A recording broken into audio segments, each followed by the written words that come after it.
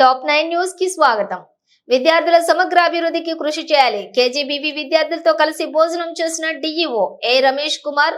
ప్రభుత్వ పాఠశాలలో కృత్యాధార విధానం ద్వారా ఉపాధ్యాయులంతా తరగతి బోధన చేసి విద్యార్థుల సమగ్ర అభివృద్ధికి కృషి చేయాలని నాగర్ కర్నూలు జిల్లా విద్యాశాఖ అధికారి ఏ రమేష్ కుమార్ సూచించారు. శనివారం తెలకపల్లి మండల కేంద్రంలోని జిల్లా పరిషత్ ఉన్నత పాఠశాల రాకొండ కస్తూరిబా గాంధీ బాలికల విద్యాలయాన్ని నాగర్ కర్నూలు డీఈఓ రమేష్ కుమార్ ఆకస్మికంగా తనిఖీ చేశారు.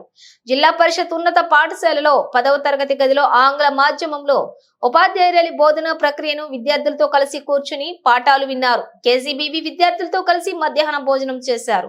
ఈ సందర్భంగా ఉపాధ్యాయుల బోధన పద్ధతులను డీఈఓ పరిశీలించారు. అనంతరం డీఈఓ ఉపాధ్యాయులను ఉద్దేశించి మాట్లాడుతూ ప్రతి ఒక్క ఉపాధ్యాయులు 5 అంశాలను దృష్టిలో పెట్టుకుని విద్యార్థుల పాఠశాల అభివృద్ధికి తోడ్పడాలన్నారు. ఉపాధ్యాయుల కృషి వల్లే ప్రభుత్వం పాఠశాలల విద్య బలోపేతం అవుతోందని అన్నారు.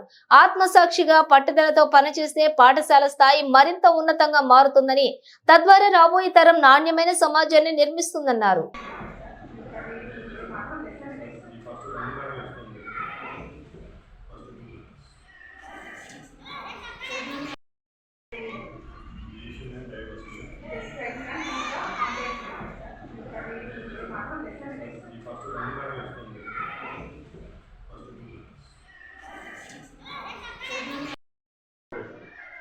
కాబట్టి పిల్లల్ని కొట్టకండి, తిట్టకండి, వీలైనంత విధంగా మంచిగా చెప్పండి.